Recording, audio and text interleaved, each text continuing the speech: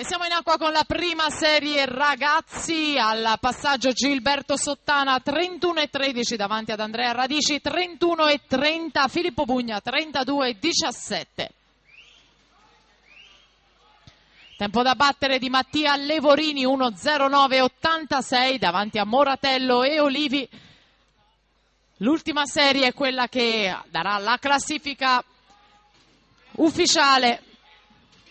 Il testa a testa nel finale fra le corsie 3 e 4, Andrea Radici, Gilberto Sottana. Siamo alla conclusione con Andrea Radici che va a vincere in 1,06,32. Per un decimo esatto fa meglio di Gilberto Sottana che è secondo in 1,6,40.